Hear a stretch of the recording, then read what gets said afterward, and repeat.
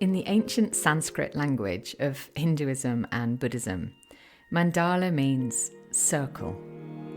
Gradually working outward from the central first dot, the creator builds an intricate and beautiful design. And then the whole thing is wiped clean.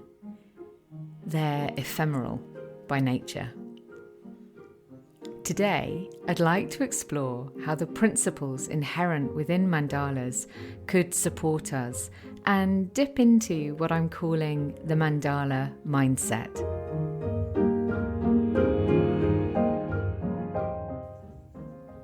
Welcome to the Henny Flynn podcast, the space for deepening self-awareness with profound self-compassion. I'm Henny. I write, coach, and speak about how exploring our inner world can transform how we experience our outer world, all founded on a bedrock of self-love. Settle in and listen and see where the episode takes you. Hello and welcome back to season 13. Oh my goodness me. If you've been with me through previous seasons, welcome back. And if this is your first ever episode, welcome here. It is lovely to be here and to be sharing some thoughts, some reflections, some wisdom that I've gathered along the way, guidance from other very wise souls, and to be sharing it with you and to see where it takes us. So you'll have heard in the intro that I'd really like to explore this idea of the Mandala mindset today. I'll explain as we go on what prompted this realization or this observation.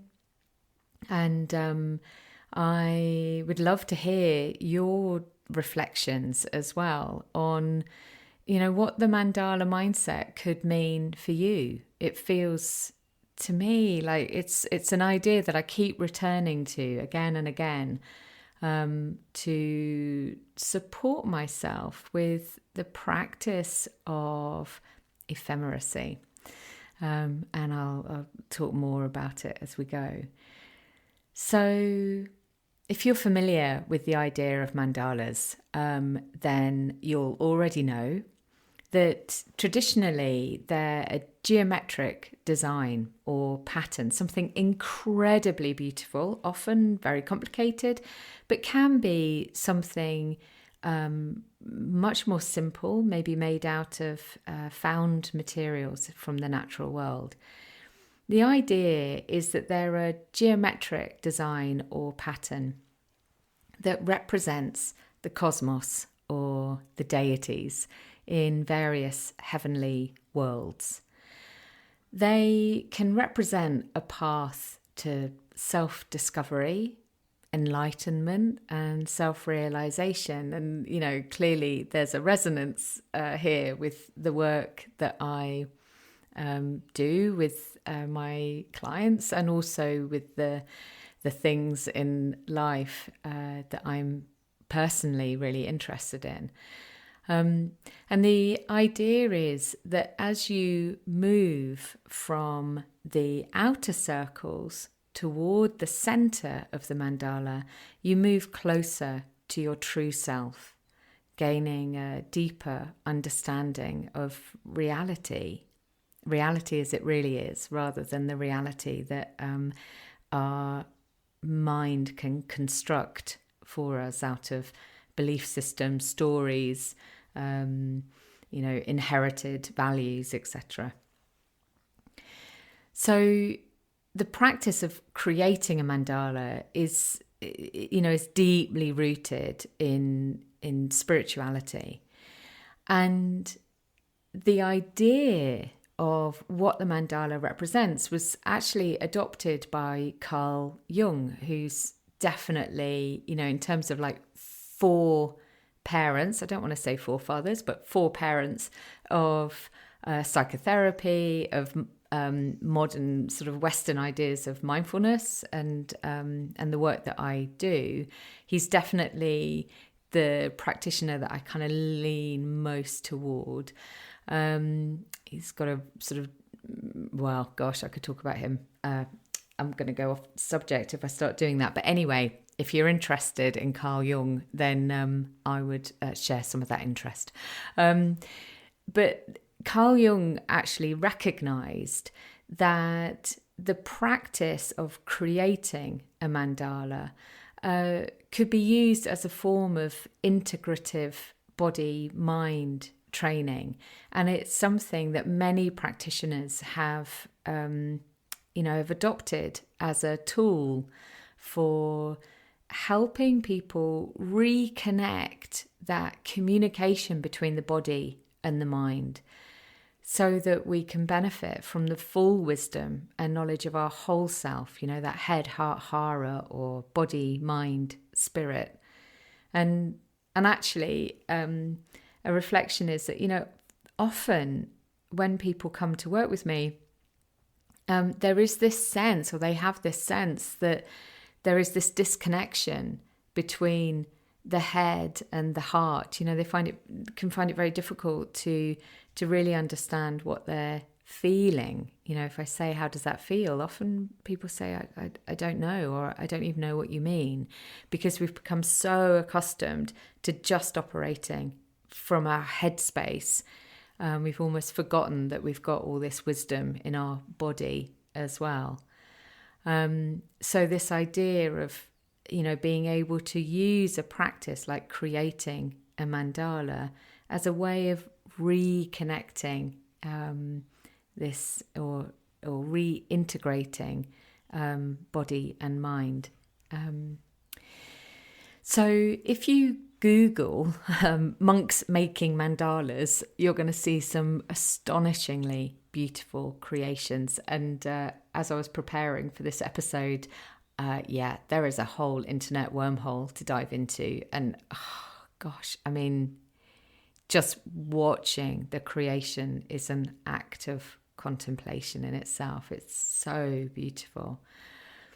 So you'll see that working in coloured sand, the monks offer up many hours of quiet focus and attention and creativity to the practice. And they create something incredibly complex and incredibly beautiful. And then it's gone. The final stage of mandala is to sweep it clean, to sweep up every grain of sand until there is nothing left to tell you that it was ever even there. So this practice, it represents the ephemeral nature of all things. And it's a truth that goes beyond the beauty of a piece of art, of course. And for me, there are so many ways of exploring this idea of mandala. But for me, one of the most powerful or personally resonant aspects of contemplation of this idea of mandala is this active practice of non-attachment. It is the embodiment of a willingness to let go, or rather, maybe, it's more accurate to say it's a willingness to let something be in the ephemeral nature of all things. So that Mary Oliver poem, The Summer's Day, that I quoted at the end of season 12, I think it was episode 8, season 12, it holds the line, "Doesn't everything die at last and too soon?" And it feels like the essence of mandala thinking is to always know this. Although maybe it is simply, doesn't everything die at last? Now, that could sound morbid, and I'm deeply aware that there could be an intense tenderness to this idea of death, of the ephemeral nature of all things, and if that is activating something within you, then listen gently as we move through. Hold yourself tenderly, and honor whatever it is that is arising for you. And if there's something that is being activated that you think, oh gosh, there's something here, it would be really helpful for me to have some support with working through, then I'm here. You can always reach out to me. Maybe this is some of the work that is asking to be done. I know for myself, grief has been a powerful area to do my own work on. And maybe that's one of the reasons why this feels so resonant for me personally. So this idea of, the essence of Mandala thinking is that, everything goes. And as I say, that could sound morbid, or it could sound as though it's sort of edging toward that often kind of quoted advice to live each day as if it were your last. Now, rarely do we really, really, really think about what that means. And instead, it's often used as a kind of throwaway line, or it's a meme that gets trotted out regularly on social media, or we might use it as an excuse for doing something rash or unthought through. But the original expression of that idea came from Marcus Aurelius, who was recognized as one of Rome's greatest emperors. Now, I mean, it was circa 121 to 180 AD. So our values of what makes a great emperor might be slightly different from what they were then. But, he was recognized as being a pretty wise leader. And what that quote originally comes from is, perfection of character is this: to live each day as if it was your last, without frenzy, without apathy, and without pretense. Now that full quote feels so much truer than the abbreviated version we generally hear. I'm just going to read that again for you in case that's useful. Perfection of character is this: to live each day as if it was your last, without frenzy, without apathy, and without pretense. So he's saying, to be present. I mean, not to be so up in the head that everything is frenetic, or so heavy in the body that nothing can happen. And to live honestly, without pretending we are something other than what is true for us. And as I say, it just feels like it's a much richer,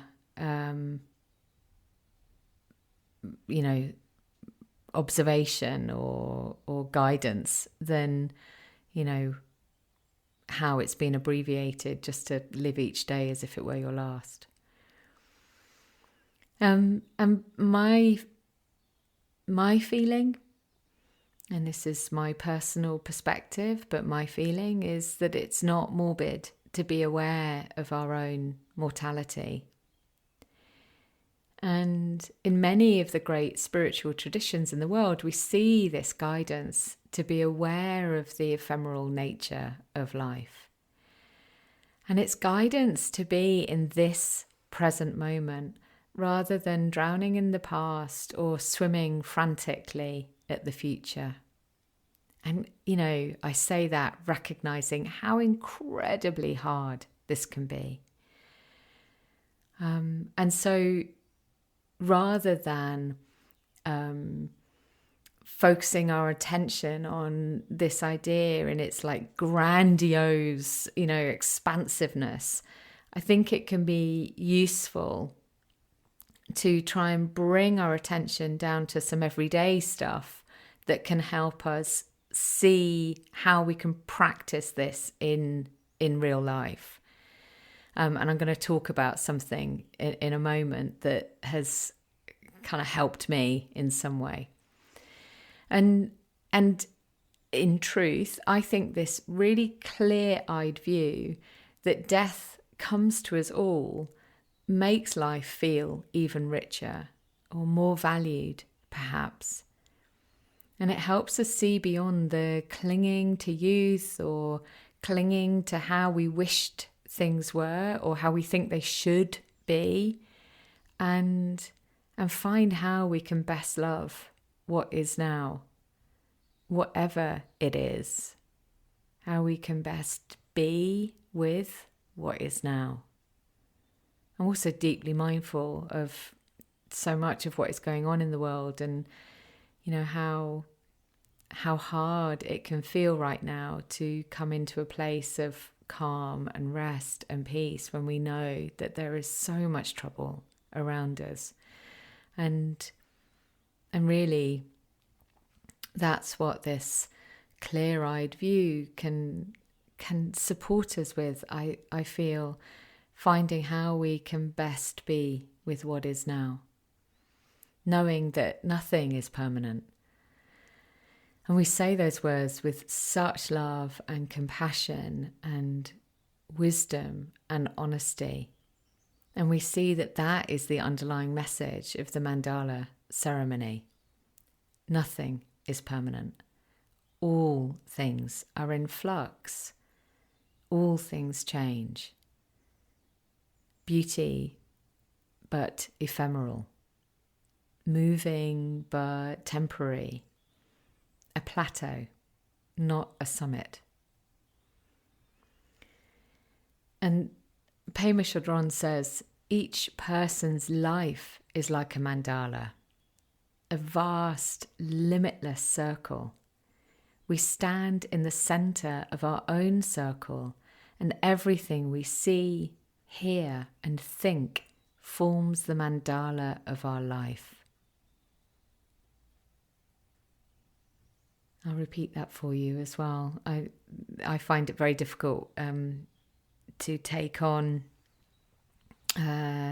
these kind of quotes if I just hear them once. So in case you're like me, I'll repeat it for you. Each person's life is like a mandala, a vast, limitless circle.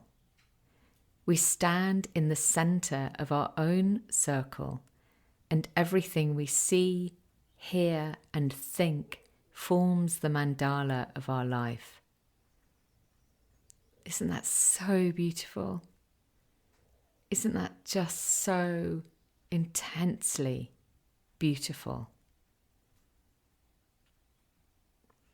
And for me, it shows us where we have agency, that even when things are happening around us, we are still able to influence how our own mandala forms by what we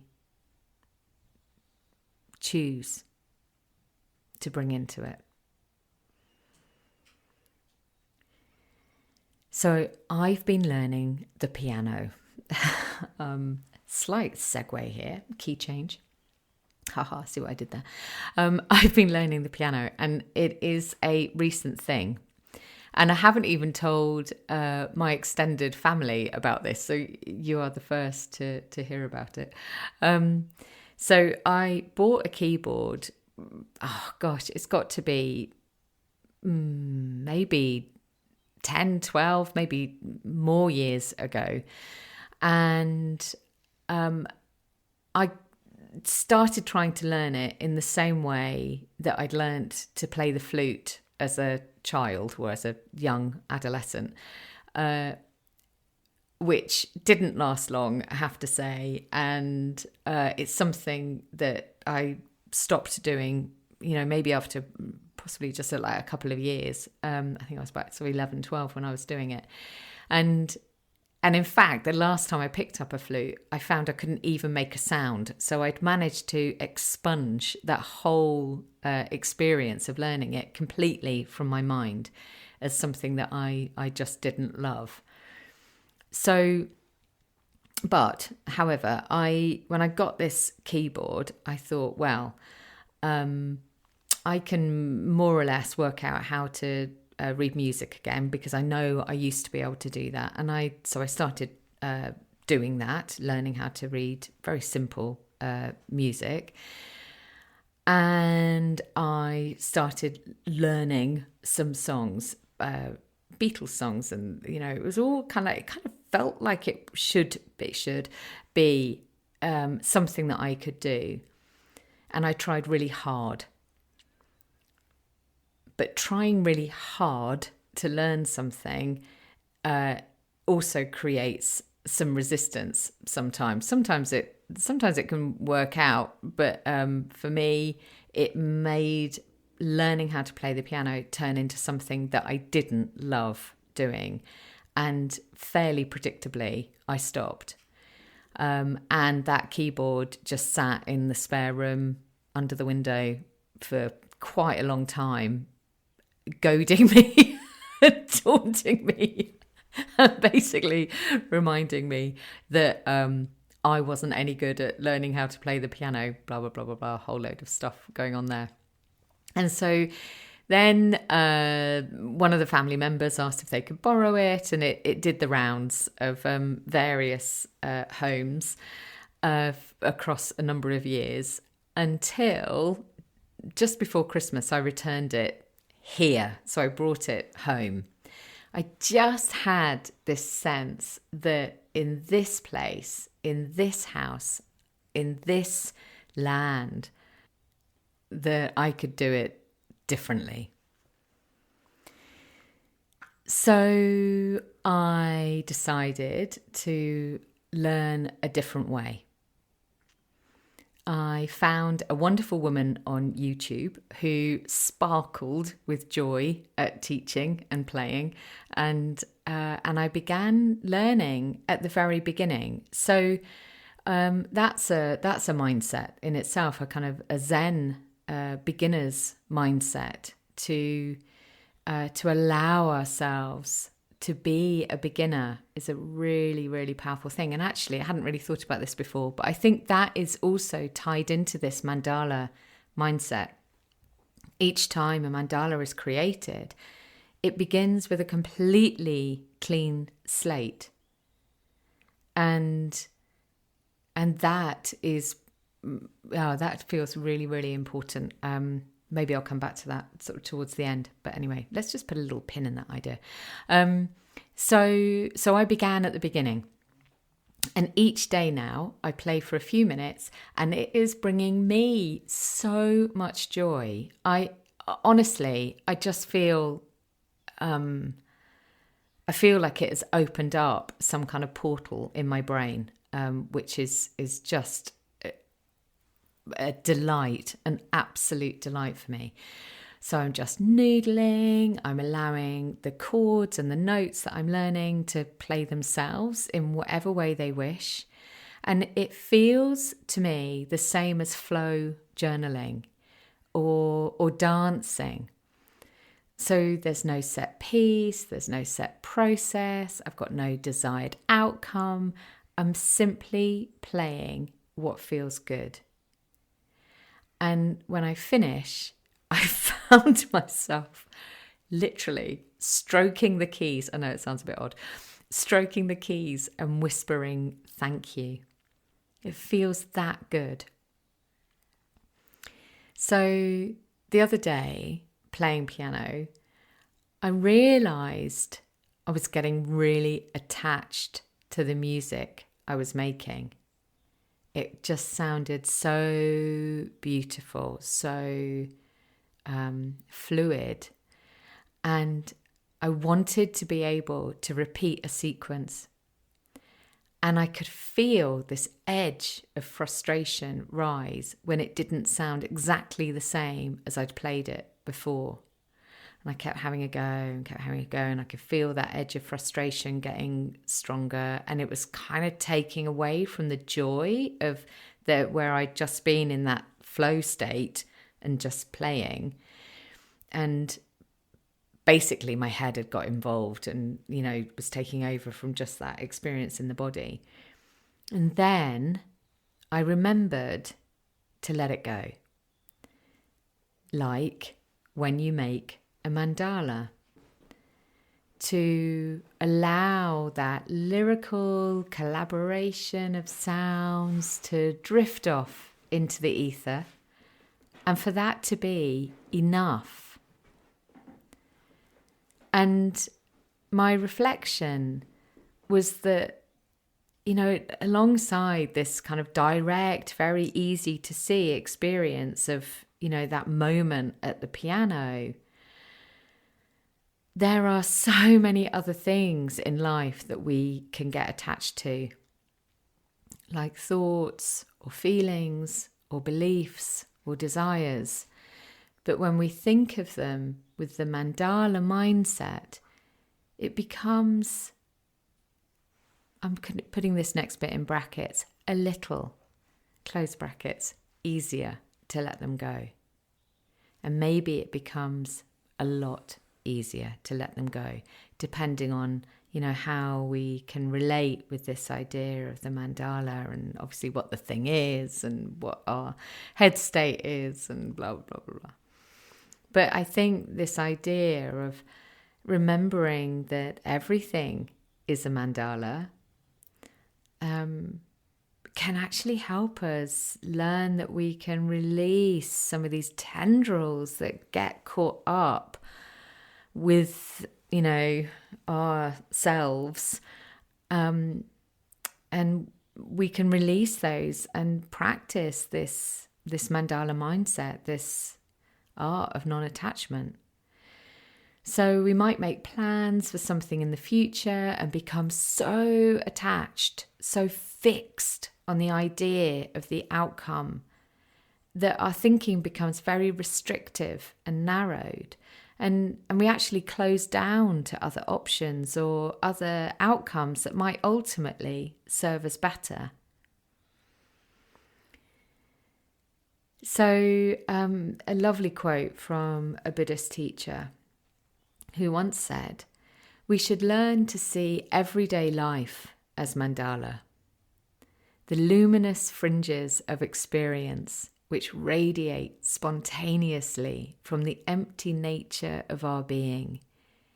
The aspects of our mandala are the day-to-day objects of our life experience, moving in the dance or play of the universe."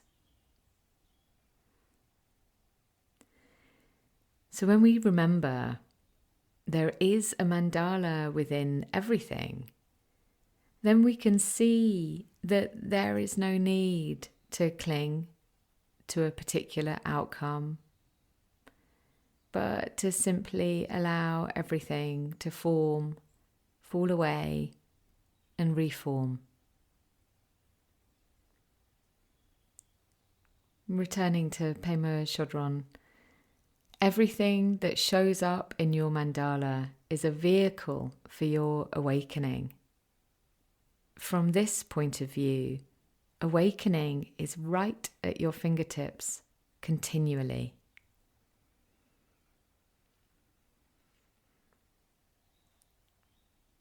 So,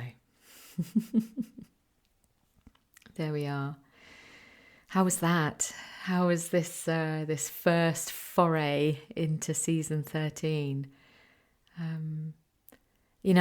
As I said before, I am so aware of the tenderness and also the resistance that we can feel to some of these ideas. Gosh, it's so human.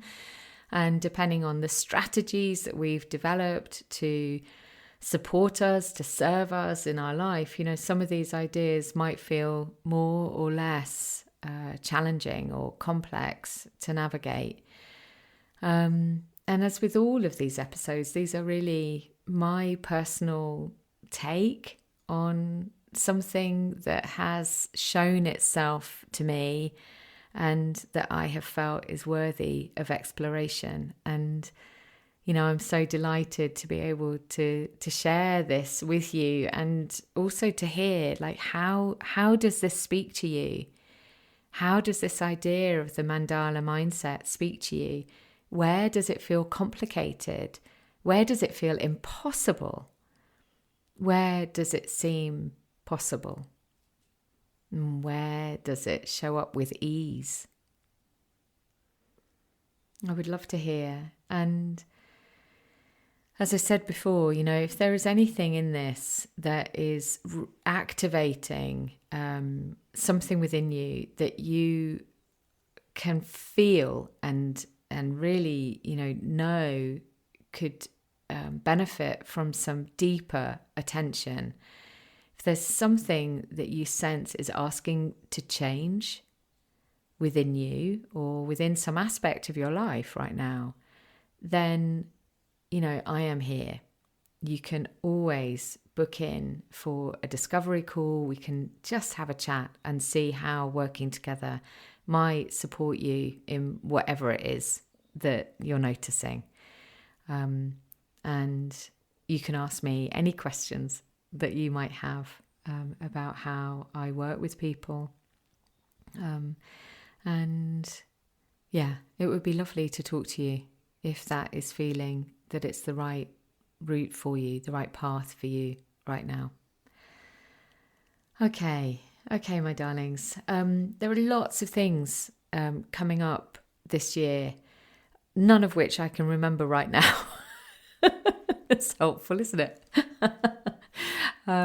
If you are on Insight Timer, then I've got some free Journal with Henny sessions. I think I've actually called them Journaling with Compassion, but I might change it to Journal with Henny. Who knows? There are some free sessions coming up, which are available to anybody and everybody. You don't have to be a paid for member of Insight Timer. You can just download the app and come along, and if you like it, you can make a donation. All the money comes to me, which is incredible of Insight Timer, apart from the bit that Apple take, but you know, hey. And they're on a Friday morning, 10 o'clock UK time. Not every week. When I can, I put them on there, and it would be gorgeous to see. If you do come along, put a note in the comments and let me know that you listen to the podcast. It's always really lovely to see. And there are going to be other retreats, other online events, and also I've got some exciting news about a new book coming out very soon, which I will share more on at a later stage, but watch this space for that. Okay, my darlings, sending you so much love, and thank you so much for being here, and sending a hug and a wave.